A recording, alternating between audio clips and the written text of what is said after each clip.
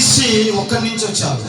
ప్రతి మనిషి ఆదాములో నుంచే వచ్చాడు. ప్రతి మనిషి ఆదాములో నుంచే, ఆదాము ద్వారానే ప్రతి మనిషి వచ్చాడని బైబిల్ చెప్తుంది. అయితే ప్రతి మనిషికి తండ్రి ఒక్కడే, ప్రతి మనిషికి దేవుడు ఒక్కడే. ఈ సర్వ సృష్టికి, ఈ సర్వ ప్రపంచానికి, ఈ భూమి మీద ఉన్న సర్వానికి సృష్టికర్త ఒక్కడే, సర్వానికి దేవుడు ఒక్కడే, సర్వానికి నాయకుడు ఒక్కడే, సర్వానికి అధిపతి ఒక్కడే, సర్వానికి ఆయనే దేవుడని మనకు బైబిల్ చెప్తుంది. అయితే దేవుడు దగ్గర నుంచి ఆత్మ వచ్చిందంట. ఆత్మ దేవుని దగ్గర నుంచి వచ్చిందంట. శరీరము మట్టిలోంచి వచ్చింది. ప్రతి మనిషి శరీరము మట్టిలోంచి వచ్చింది. ఆత్మ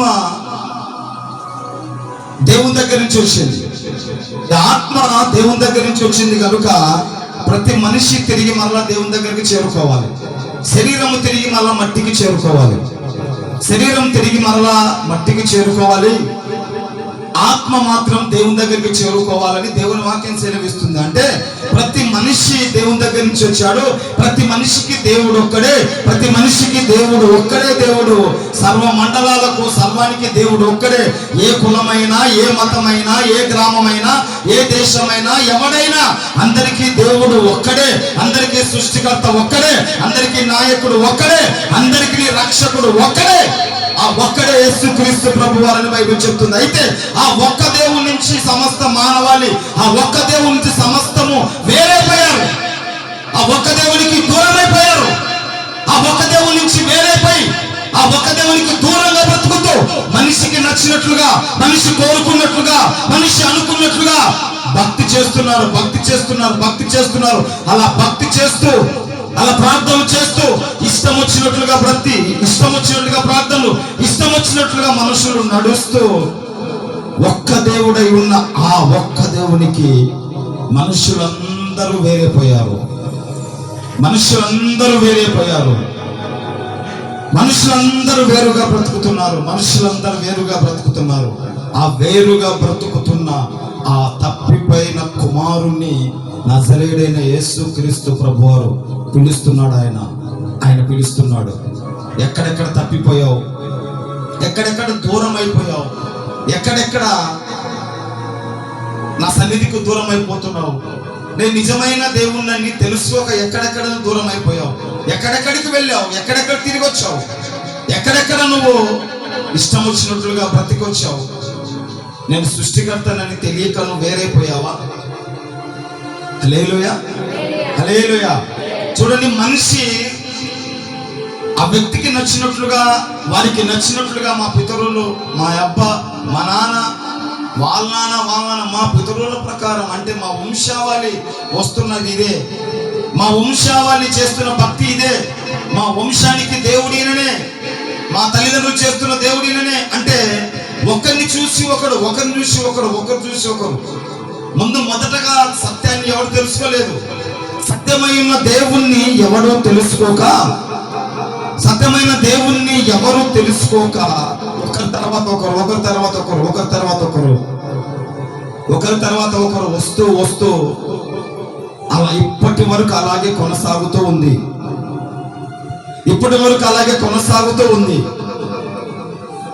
అయితే ప్రభు అంటున్నాడు, మీరు తప్పిపోయారు, మీరు నా నుంచి వేరైపోయారు, మీరు నాకు దూరంగా బ్రతుకుతున్నారు, మీరు తప్పిపోయారు. అంటే మనిషి చూడండి, నచ్చినట్లుగా భక్తి చేస్తున్నాడు. మనిషి నచ్చినట్లుగా భక్తి చేస్తున్నాడు. అంటే నేను ఒక వ్యక్తి కూర్చొని మాట్లాడుతూ ఉన్నాం. నేను ఒక వ్యక్తి ఆటోలో కూర్చొని మాట్లాడుతూ, ఆ వ్యక్తితో నేను మాట్లాడుతున్నాను, ఆ వ్యక్తి మాట్లాడుతూ యేసుక్రీస్తు ప్రభువారు ఆయన గొప్ప దేవుడు, ఆయన సత్యదేవుడు, ఆయన కూడా దేవుడే. అంటే ఒక్క దేవుడే ఉన్నాడు. ఒక్క దేవునిలో నుంచే వీళ్ళందరూ వచ్చారు. ఒక్క దేవునిలో నుంచే ఈ దేవతలు, దేవుళ్ళందరూ వచ్చారు. అయితే ఆ దేవతలు, దేవుళ్ళు వీళ్ళందరితో పాటు యేసుక్రీస్తు ప్రభువారు కూడా వచ్చాడు. ఆయన కూడా సత్యదేవుడే. ఆయన కూడా ఒక సత్యదేవుడు. అందరూ దేవుడి నుంచి వచ్చిన వారే, కానీ దేవుడు ఒక్కడే, భగవంతుడు ఒక్కడే. ఆ ఒక్క దేవుణ్ణి మనం చేరుకోలేము కనుక వీరు మనకు మధ్యవర్తిగా ఉన్నారని ఆ వ్యక్తి నాకు చెప్తున్నాడు. అయితే మధ్యవర్తిగా ఒక్క దేవుణ్ణి మనం చేరుకోలేమనే బైబిల్ చెప్తుంది. నరునికిని దేవునికిని మధ్యవర్తిగా వచ్చింది నరావతారంతో వచ్చిన నజరేయుడైన యేసుక్రీస్తు ప్రభువారని బైబిల్ చెప్తుంది. అయితే ఆ వ్యక్తి అంటున్నాడు, అందరూ కూడా దేవుళ్ళే, అందరూ కూడా దేవుళ్ళే. ఆ ఒక్క దేవుని దగ్గరికి చేరుకోవడానికి మధ్యలో వీరు ఉన్నారు. వీరి ద్వారా మనం ఆ దేవుని చేరుకోవచ్చు. హల్లెలూయా. అంటే అర్థం చేసుకొని ఒకసారి ఆ వ్యక్తి మైండ్ లో ఎలా ఉంది అంటే, దేవుడు ఒక్కడే, భగవంతుడు ఒక్కడే, ఆయన భగవంతుడు ఒక్కడే, ఆయన చేరుకోలేము, ఆయనను చూడలేము కనుక వీళ్ళందరూ ఉన్నారు కనుక వీరి ద్వారా కూడా మనం చేరొచ్చు, వీరి ద్వారా కూడా చేరొచ్చు, వీరి ద్వారా కూడా చేరొచ్చు. మనుషులందరూ ఇలా ఉన్నారు, కానీ యేసుక్రీస్తు ప్రభువు చెప్తున్నారు, నా ద్వారానే, నా ద్వారా తప్ప ఎవడును పరలోక రాజ్యానికి రాలేడు. ఆమేన్, ఆమేన్. అంటే లోకమంతా తప్పిపోయింది, సత్యదేవుని నుంచి వేరైపోయింది. మన భారతదేశం సత్యదేవుని నుంచి వేరైపోయింది, సత్యమైన దేవుణ్ణి విడిచిపెట్టింది, సత్యానికి వేరైపోయింది. సత్యానికి వేరైపోయి ఉన్న ఆ సత్య దేవుణ్ణి వెతకలేకున్న వారందరికీ చెప్తున్నాడు, తప్పిపోయిన కుమారుడా, తప్పిపోయిన కుమార్తె, నీకు ఇష్టం వచ్చినట్లు భక్తి చేస్తున్నావు, నీకు ఇష్టం వచ్చినట్లు బ్రతుకుతున్నావు. నిన్ను సృష్టించిన వాడను నేనే, సృష్టికర్తను నేనే. నా దగ్గరికి రా, నా దగ్గరికి వస్తావా? నేనే నీ తండ్రిని అని తప్పిపోయిన కుమారుణ్ణి పిలుస్తున్నాడు ఆయన. ఆమేన్, హల్లెలూయా, హల్లెలూయా. ఈ తప్పిపోయిన కుమారుడు తండ్రి దగ్గర ఆస్తిని అంతటి తీసుకున్నాడంట. చూడండి, మళ్ళీ ఒకసారి చదివిస్తా మాట. లూకా సువార్త 15వ వచనం, 12వ పెద్ద కుమారునికి చిన్న కుమారునికి ఇద్దరికి పంచాడు తండ్రి, ఇద్దరికి పంచిచ్చాడు ఆస్తి. అయితే చిన్న కుమారుడు తనకు రావాల్సిన ఆస్తిని అంతా పోగేసుకొని వెళ్ళిపోయాడు, దూర దేశానికి వెళ్ళిపోయాడు. అంటే దగ్గర ఉంటే వస్తాడో ఏమో, దగ్గర ఉంటే తండ్రి ఎక్కడ వస్తాడని దూర దేశానికి వెళ్ళిపోయాడంట. దూర దేశానికి వెళ్ళిపోయి విచ్చలివిడిగా ఖర్చు పెట్టాడంట, విచ్చలివిడిగా ఎంజాయ్ చేశాడంట. బహుశా ఈ కుమారుడు అనుకుంటాడు, నేను దూరం అయిపోయి నేను బిజినెస్ చేస్తా, నేను వ్యాపారం చేస్తా, నేను అది చేస్తా, నేను ఇది చేస్తా, నేను సంపాదిస్తా, నీకంటే గొప్పగా సంపాదిస్తా, నీకు వేరైపోయి సంపాదిస్తా. హల్లెలూయా. చాలా మంది తండ్రులకు వేరైపోయి, తల్లిదండ్రులకు వేరై, కుటుంబానికి వేరై, దేవునికి వేరై, సంఘానికి వేరై, ఏదో మేము జీవిస్తాం, ఏదో సంపాదిస్తాం అన్నట్లు పరిగెత్తుతూ ఉంటారు. అయితే తండ్రికి దూరం అయిపోయి, తండ్రికి వేరైపోయి కుమారుడు తన ఆస్తిని ఏదో చెయ్యాలని వెళ్ళాడు, సంపాదించుకోవడానికి వెళ్ళాడు, సమకూర్చుకోవడానికి వెళ్ళాడు, ఆస్తిని అంతటిని దాచిపెట్టుకోవడానికి వెళ్ళాడు. అంటే ఇంకా వడ్డీలకు ఇచ్చి, ఇంకా వ్యాపారాలు చేసి, ఇంకా బిజినెస్ చేసి సంపాదించుకుందామని వెళ్ళాడు. కానీ వెళ్ళి మొత్తం ఖర్చు చేశాడు. ఎందుకంటారు ఖర్చు చేశాడు? హల్లెలూయా. ఎందుకు ఖర్చు చేశాడు చెప్తారా? ఆమె లేపు, గడియలు మీకు నిద్ర వస్తుందా? ఎందుకు సంపాదించలేక? తండ్రి నుంచి వేరే కాకూడదా? తండ్రి నుంచి వేరే పోయి సంపాదించకూడదా? అంటే తండ్రి నుంచి వేరైతే సంపాదించలేదా? హల్లెలూయా. ఎందుకు దూరదేశానికి వెళ్ళి సంపాదించామని వెళ్ళి సంపాదించడం చేతగాక, సంపాదించలేక ఉన్న డబ్బులంతా ఖర్చు పెట్టుకొని పందుల దగ్గరికి వెళ్ళి పందులను కాస్తున్నాడంట. పందులను కాస్తూ పంది తినే పొట్టన తిందామని పొట్టు తినడానికి కూడా వెళ్తే ఆ పొట్టు కూడా వేయట్లేదంట కుమారునికి. ఈ తప్పిపోయిన కుమారునికి, చిన్నవాడికి పొట్టు కూడా వేయట్లేదంట. ఎందుకని తన సంపాదన అంతా వ్యర్థం చేసుకున్నాడు. అతను ఎందుకని వేరైపోయాడు అంటే సంపాదించాలని వేరయ్యాడు, బిజినెస్ పెట్టాలని వేరయ్యాడు, సంపాదించుకుందామని వేరయ్యాడు.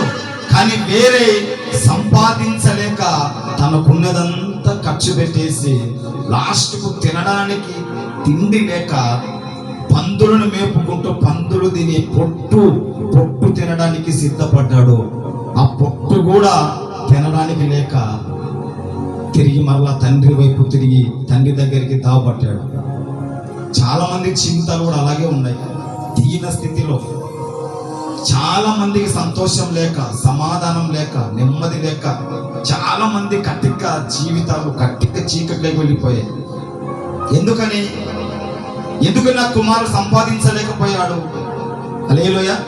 ఎందుకు సంపాదించలేకపోయాడు? చూడు ఒక మాట, మార్కు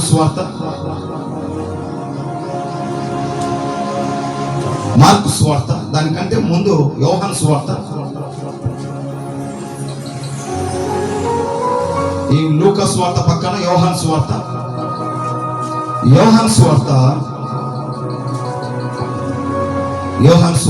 15వ అధ్యాయం. యోహాను సువార్త 15వ అధ్యాయం.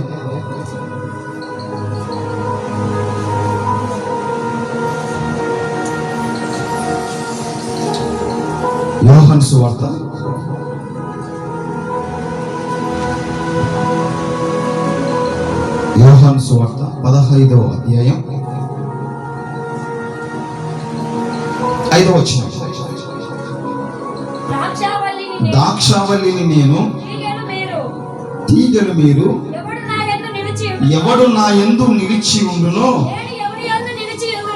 నేను ఎవని యందు నిలిచి ఉండునో వాడు బహుగా ఫలించును. తర్వాత చూడండి, నాకు వేరుగా ఉండి మీరేమీ చెయ్యలేరు. హల్లెలూయా, హల్లెలూయా. దేవుని నామానికి మహిమ కలుగును గాక. ఏమంటున్నాడు ఆయన? నాకు వేరైపోయి, అనగా నాకు దూరమైపోయి, నాకు దూరంగా బ్రతుకుతూ మీరు ఏమీ చేయలేరు. మీ చేత ఏమీ కాదు, ఏమీ సంపాదించలేరు, మీరు ఏమీ కూడబెట్టలేరు, మీరు మీ వలన ఏమీ కాదు. ఎందుకంటే నాకు వేరే మీరేమీ చేయలేరు, నాకు వేరే.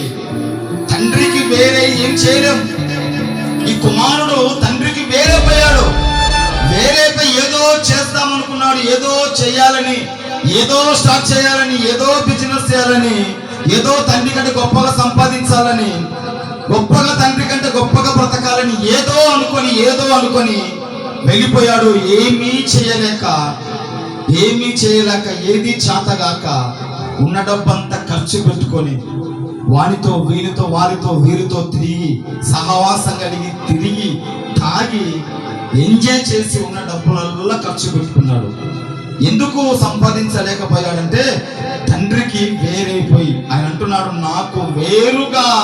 నాకు వేరైపోయి మీరేమి చేయలేరు, నా సన్నిధికి వేరైపోయి ఏం చేయలేరు. నా మందిరానికి రాకుండా, సత్యదేవునైనా నన్ను తెలుసుకోకుండా, సత్యదేవునైనా నా దగ్గరికి రాకుండా, నన్ను చేరుకోకుండా, నాతో ఉండకుండా, నాతో సహవాసం కలిగి ఉండకుండా, నేనే దేవుణ్ణి తెలిసి కూడా నాకు వేరైపోయి, నువ్వు కష్టపడుతున్నావే, నువ్వు శ్రమ పడుతున్నావే, నువ్వు ప్రయాసపడుతున్నావే, నువ్వేమీ చేయలేవు. నాకు వేరే నువ్వేమీ చేయలేవు. నాకు దూరంగా బ్రతికి నువ్వేం చేయలేవు. నాకు వేరుగా ఉండి నువ్వేమీ సాధించలేవు. నాకు వేరుగా ఉండి నువ్వు స్వస్థత పొందుకోలేవు. నాకు వేరుగా ఉండి నీ కుటుంబాన్ని మార్చుకోలేవు. నాకు వేరుగా ఉండి నీ సంసారాన్ని కట్టుకోలేవు. నాకు వేరుగా ఉండి నువ్వు స్వస్థత పొందుకోలేవు. నాకు వేరుగా ఉండి నువ్వు అద్భుతాలు చూడలేవు.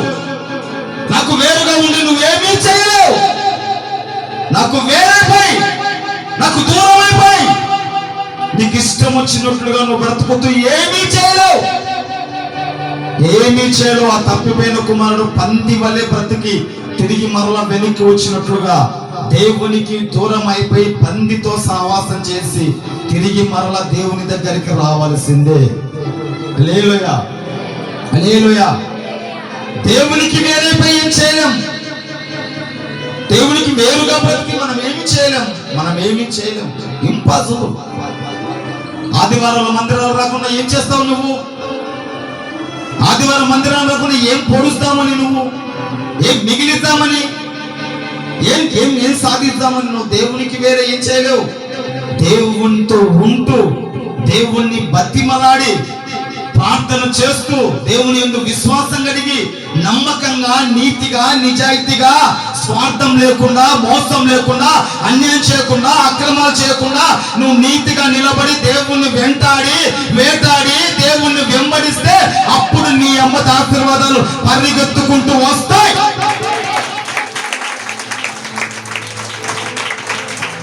దేవునికి వేరే ఏం చేస్తాం? దేవునికి వేరే పోయి ఏం చేస్తాం? పరిగెత్తుతుంది లోకమంతా ఏదో చేయాలని, ఏదో సంపాదించాలని, ఏదో కూడబెట్టాలని, ఏదో సాధించాలని, ఏదో దేవునికి దూరం అయిపోయి ఏమి ఎవరు చేయలేరు. దేవునికి వేరుగా బ్రతికి ఎవరు ఏమి సాధించలేడు. దేవునికి దూరం అయిపోయి అన్నందిని అరిగించుకున్నవాడు ఎవరు లేడు. దేవునికి దూరం అయిపోయి సమాధానం ఉండగలిగిన వాడు ఎవరు లేడు. దేవునికి దూరం అయిపోయి సంతోషంగా ఉండలేరు. దేవునికి దూరం అయిపోయి అన్నము తిని అరిగించుకోగలిగిన వాడెవడు లేడు. దేవునికి దూరం అయిపోయి మనం ఏమీ చేయలేము. అందుకే తప్పిపోయిన కుమారుడా, తప్పిపోయిన కుమార్తె రా. నాకు వేరైపోయి నువ్వేమీ చేయలేవు. నాకు దూరంగా బ్రతికి ఏమీ చేయలేవు. నాకు వేరుగా ఉంటూ నువ్వేమీ చేయలేవు. నా సన్నిధికి దూరం అయిపోయి నేను నిజమైన దేవుణ్ణని, నేను సత్యమైన దేవుణ్ణని నాకు వేరుగా ఉంటూ నువ్వేమీ చేయలేవు. ఏమీ చేత కాదు. ఎందుకంటే నీవు మట్టిలో నుంచి వచ్చావు, తిరిగి మట్టిలోకి వెళ్ళిపోతావు. ఒకరోజు మట్టి నిన్ను కప్పేస్తుంది, ఒకరోజు మట్టి నిన్ను కప్పి పారేస్తుంది. నువ్వు ఎవరిని నమ్మావో, ఎవరిని ప్రేమిస్తున్నావో, ఎవరి కోసం పరిగెత్తుతున్నావో, ఎవరి కోసం ఆరాటపడుతున్నావో, ఎవరి కోసం దేనికోసం నువ్వు పరిగెత్తుతున్నావో అది ఏది నీతో పాటు రాదు. ఒకటే వస్తుంది. ఏంటి అంటే నువ్వు చేసిన భక్తి, నువ్వు చేసిన ప్రార్థన. మట్టిలోంచి వచ్చావు, తిరిగి మరలా మట్టిలోకి వెళ్ళిపోవడం అంతే. నువ్వు సంపాదించిన ఆస్తి రాదు. నీ భార్య, నీ భర్త, నీ కోడలు ఎవరు రారు.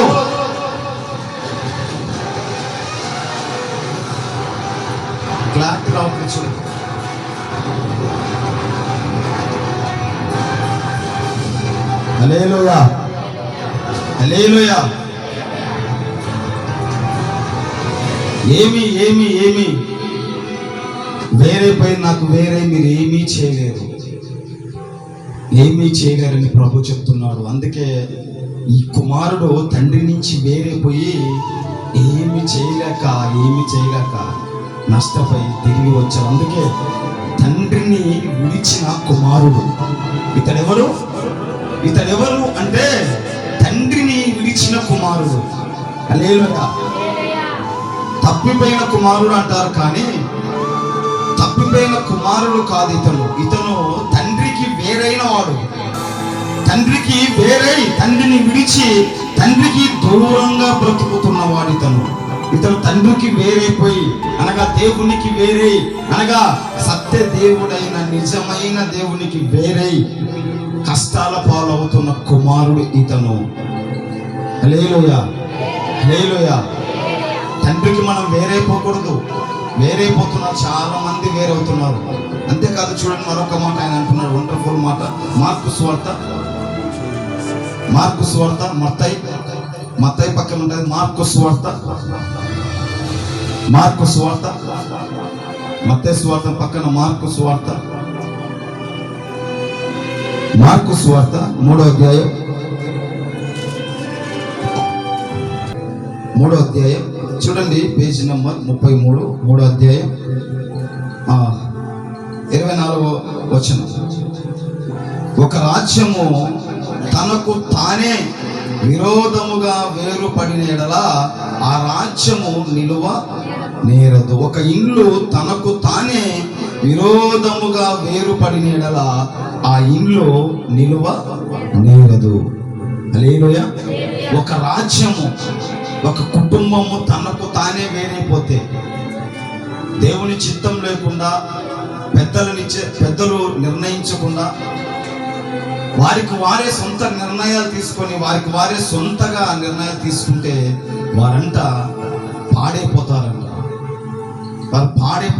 వారు బాగుపడారంట. చాలా మంది సొంత నిర్ణయాలు వేరైపోతారు, సొంతంగా నిర్ణయాలు తీసుకుంటారు. వారి సొంత నిర్ణయాలు వెనక ముందు ఆలోచించారు. దేవుని దగ్గరికి వెళ్ళి ఆలోచిస్తామనేది లేదు, ప్రార్థన ఉండదు, దేవునితో సహవాసం ఉండదు, వారికి సేవకులతో సహవాసం ఉండదు, సంఘాలతో సహవాసం ఉండదు. వీరు సొంత నిర్ణయాలు అంటే ఏదో ఆశపడి ఏదో చేద్దామని, ఏదో డబ్బులు వస్తాయని, ఒక 10,000 ఒక 20,000 వస్తాయనో, అది వస్తుందనో ఇది వస్తుందనో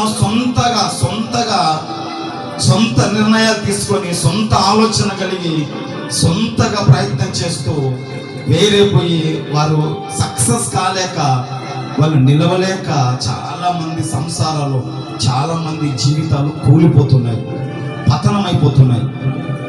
హల్లెలూయా. చాలా మంది వారికి వారే వేరైపోతున్నారు, వారి వేరుగా బ్రతుకుతున్నారు. సంఘాలకు రాకుండా, దేవునికి దగ్గరగా ఉండకుండా, ఏదో చేద్దామని వారి అవసరతల కోసం వారికి ఎప్పుడో నచ్చినప్పుడు సంఘానికి రావడం, మరి ఎప్పుడో నచ్చినప్పుడు దేవుని దగ్గరికి రావడం, ఎప్పుడో వెళ్ళడం. అందుకే వారు ఫలించరు. దేవునికి దూరం అయిపోయి వారికి ఇష్టం వచ్చినట్టుగా వెళ్తున్న వారు ఎప్పటికీ ఫలించలేరు. వాళ్ళు ఎంత కష్టపడినా వారు చేస్తుంది తిన్నీకి అక్కడికే. ఇంకా ఏం వృద్ధి కాలేరు, వృద్ధి కారు. ఎందుకు వృద్ధి కారంటే ఆయన అంటున్నాడు, నాకు వేరై ఏమీ చేయలేరు. నాకు వేరుగా బ్రతికి ఏమి సాధించలేవు. నువ్వు ఆదివారం మందిరానికి రాకుండా, నా సన్నిధికి రాకుండా నువ్వేం చేయగలుగుతావు? నేను ఆశీర్వదిస్తే నువ్వు ఆశీర్వదించబడాలి, నేను దీవిస్తే నువ్వు దీవించబడాలి, నేను స్వస్థపరిస్తే నువ్వు స్వస్థపరచబడాలి. నీ సోహాగా నువ్వేం చేయగలుగుతావు? ఏమవుతుంది? చూడండి, దేవుడు చేస్తే తప్ప మన జీవితంలో ఏదైనా జరుగుతుందా? ఏదైనా చేస్తే దేవుడు చేయాలి, బాగు చేస్తే దేవుడు బాగు చేయాలి, స్వస్థపరిస్తే దేవుడు స్వస్థపరచాలి. ఏది చేయాలన్నా దేవుడే చేయాలి. కనుక ఖచ్చితంగా దేవుడే. అందుకే ఆ దేవుడు అంటున్నాడు, నాకు వేరైపోయారు, నాకు వేరుగా బ్రతికి, నాకు వేరుగా ఉండి మీరు ఏమీ చెయ్యలేరు, ఏమీ సాధించలేరు. దానికి ఎగ్జాంపుల్ తప్పిపోయిన కుమారుడే. ఈ తప్పిపోయిన కుమారుడు తండ్రి నుంచి వేరైపోయాడు. తండ్రి నుంచి వేరే అనగా సంఘాన్ని నుంచి వేరే అనగా దేవుని నుంచి వేరే అనగా సేవకు నుంచి వేరే కొన్నాళ్ళు బాగున్నాడు. ఇతగాడు వెళ్ళి కొన్నాళ్ళు బాగున్నాడు, ఎంజాయ్ ఉన్నాడు, డబ్బు ఉంది కదా, తిరుగుకుంటూ వాడి వీడు బాగా ఫ్రెండ్స్ సర్కిల్, స్నేహితులతో తిని తాగి బాగా ఎంజాయ్ చేశాడు. కొన్ని రోజులు బాగానే ఉంది. ఆ తర్వాత మొత్తం డబ్బులంతా అయిపోయాయి. ఒక్కొక్కడు విడిచిపెట్టి వెళ్ళిపోయారు. ఒంటరిగా నిలబడ్డాడు. అప్పుడు గుర్తొచ్చాడు మళ్ళీ తండ్రి. హల్లెలూయా. మన మందిరాలకు రాకుండా దేవునికి దూరం అయిపోయి మనం బ్రతుకుతున్నప్పుడు బాగానే ఉంటుంది. ఫస్ట్ మొదలు కొంతవరకు బాగానే ఉంటుంది. మనకి ఏదైనా కొంచెం బెరిసి కొట్టా చూసారా, ఏదైనా కొంచెం మనకు తేడా పడ్డామా, అప్పుడు అర్థమవుతుంది మనకు. హల్లెలూయా. అందుకు తండ్రికి వేరైపోయి మనము ఏమీ చేయలేము. హల్లెలూయా. వేరైపోయాడు, పందులతో సహవాసం చేశాడు. ఆ పందులతో సహవాసం చేసి తర్వాత తినడానికి తిండి లేక దీన స్థితికి, దరిద్రపు స్థితికి వచ్చాడు. కట్టుకోవడానికి బట్టలు లేవు, తినడానికి తిండి లేదు, బిచ్చగానికంటే దారుణంగా తయారైపోయి మరలా తండ్రి దగ్గరికి వచ్చాడు. తండ్రి దగ్గరికి వస్తే తండ్రి ప్రేమ కదా దూరం నుంచి చూశాడు.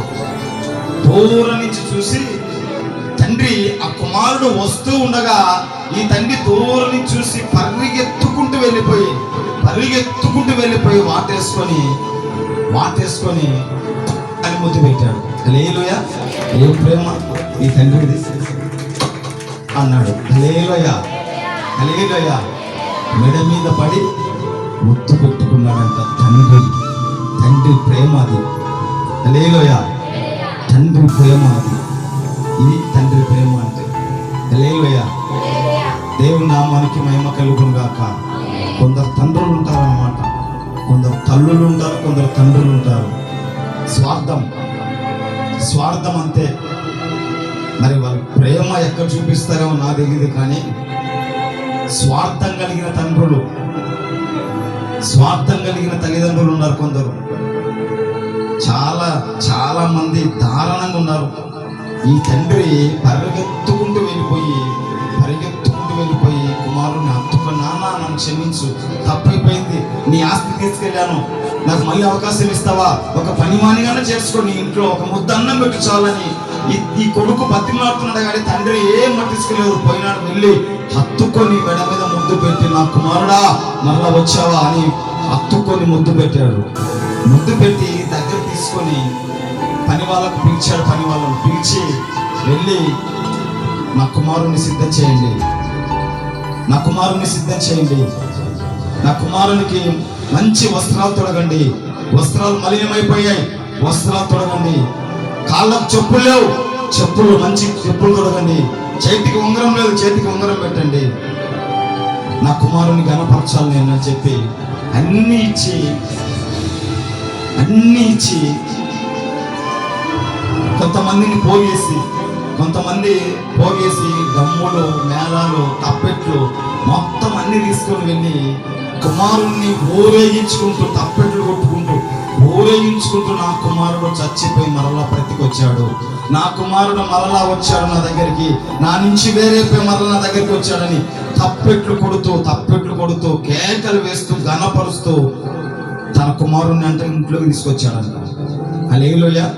ఎంత ప్రేమ కదా తండ్రి ప్రేమ, ఎంత ప్రేమ. అదే ప్రేమ మన దేవుడు, సృష్టికర్త అయిన ఆ దేవుడు అదే ప్రేమతో మనం ప్రేమిస్తున్నాడు, అదే ప్రేమతో మనం చేచాపి పిలుస్తూ ఉన్నాడు. ఎన్నాళ్ళు నాకు దూరంగా బ్రతుకుతావు, ఎన్నాళ్ళు నాకు వేరైపోతావు, ఎన్నాళ్ళు తప్పిపోతావు, రా, ఎప్పుడైనా వస్తావా నా సన్నిధికని ఆయన పిలుస్తూ ఉన్నాడు. హల్లెలూయా, హల్లెలూయా. ఆయన పిలుస్తూ ఉన్నాడు. ఎన్నాళ్ళు నాకు వేరైపోతావు, ఎన్నాళ్ళు నాకు దూరంగా బ్రతుకుతావు, ఎన్నాళ్ళు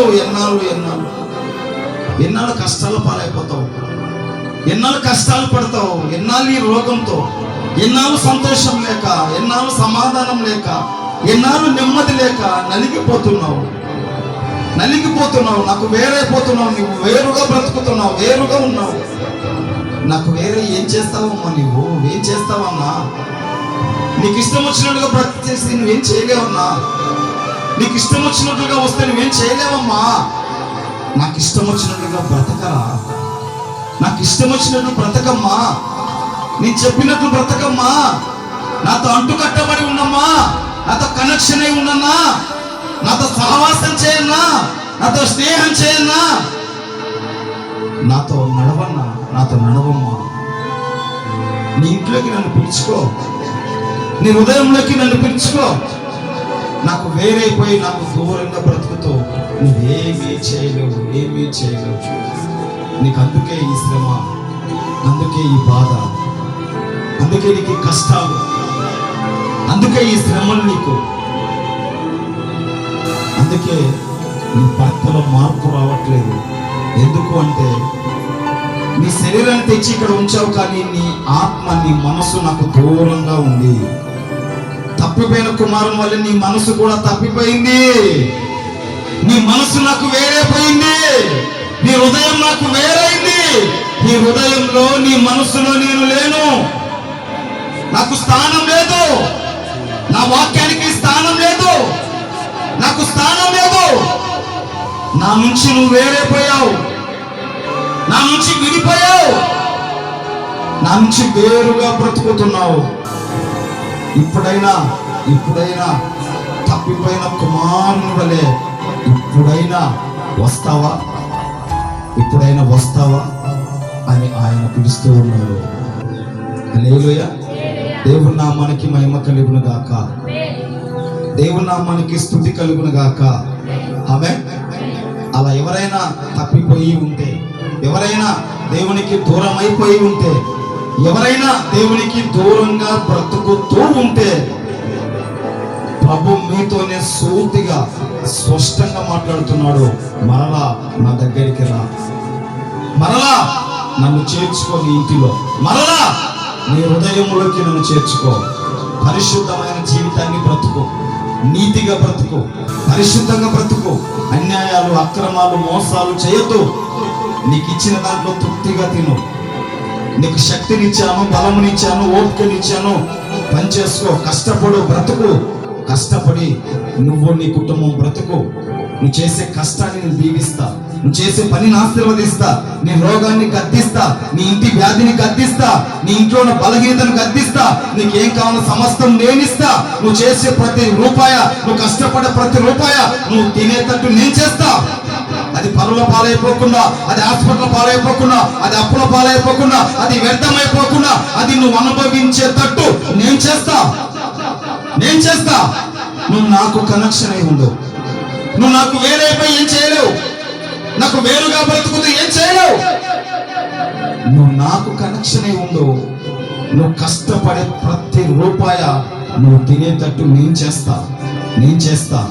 నీ వ్యాధిని గద్దిస్తా నేను, నీ రోగాన్ని గద్దిస్తా నేను, నీ దరిద్రాన్ని గద్దిస్తా నేను, నీ ఇంటిలో ఉన్న లేమిని గద్దిస్తా నేను, నిన్ను సమృద్ధిగా ఆశీర్వదిస్తానేనని ప్రభు సెలవిచ్చుచున్నాడు.